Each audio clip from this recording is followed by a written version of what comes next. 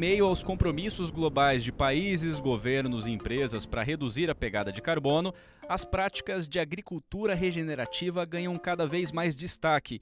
E essa tendência não se limita ao Brasil, mas ultrapassa fronteiras. Uma análise recente comparou modelos utilizados na região de Missouri, no meio oeste dos Estados Unidos, grande produtora de soja e milho, com os modelos aplicados aqui no Brasil. Eu estive nos Estados Unidos na última semana de setembro e no estado do Missouri, no meio oeste americano, portanto uma região muito tradicional para o cultivo de soja e milho. Na oportunidade de interagir com alguns agricultores e empresários do segmento de revenda de insumos agrícolas. E o que eu pude observar foi uma consonância, um conjunto de programas privados e públicos de fomento, de incentivo financeiro à adoção de práticas de agricultura regenerativa.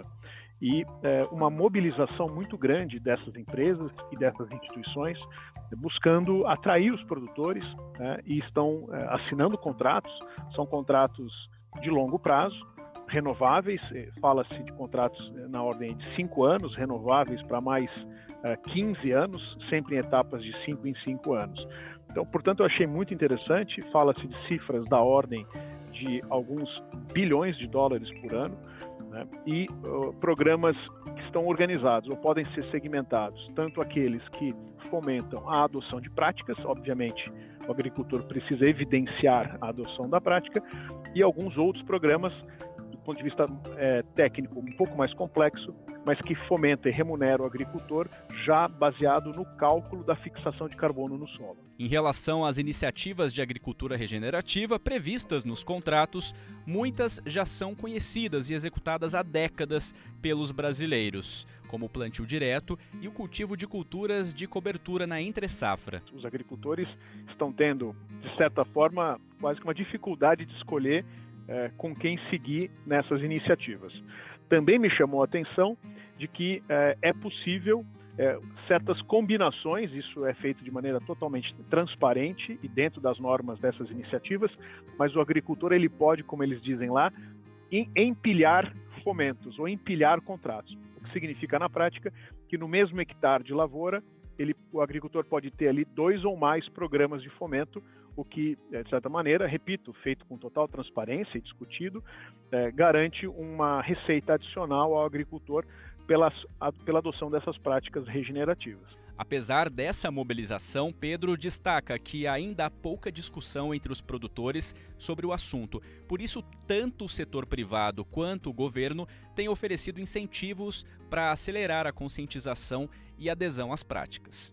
A mobilização ela é menor, portanto, menos produtores falam do assunto. E talvez por isso é que governo e empresas privadas estão dispondo de mais dinheiro para estimular essa adoção. Andando pelo interior do Brasil, recentemente eu noto que nós temos mais produtores em mais regiões cientes e buscando práticas de agricultura regenerativa de maneira espontânea. Escutando os agricultores brasileiros, eu vejo que eles identificam nisso vantagens de médio e longo prazo. Lá, pelo que eu também percebi, a injeção de recursos financeiros tem essa intenção de acelerar a conscientização. Obviamente, conversei com um ou outro agricultor que eu notei, são formadores de opinião, são aqueles mais inovadores, por exemplo, um que adota plantio direto há 10 anos, mas eu notei que era uma exceção.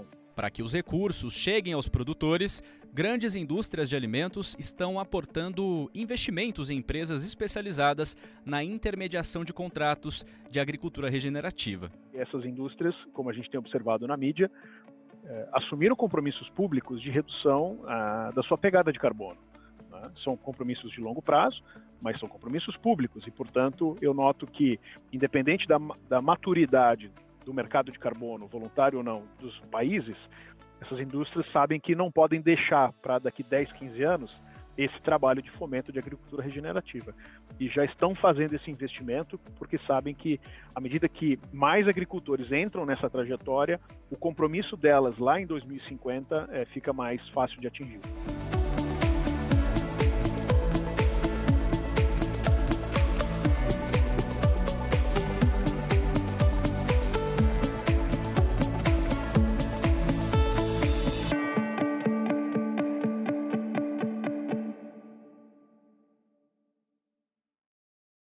Planeta Campo. Patrocínio. JBS. Há 70 anos alimentando o que alimenta o mundo. UPL, reimaginando a sustentabilidade. Apoio. SLC Agrícola, produzindo com eficiência e sustentabilidade. Infinity, gestão de resíduos. Associação Brasileira dos Criadores de Zebu, a BCZ de todos.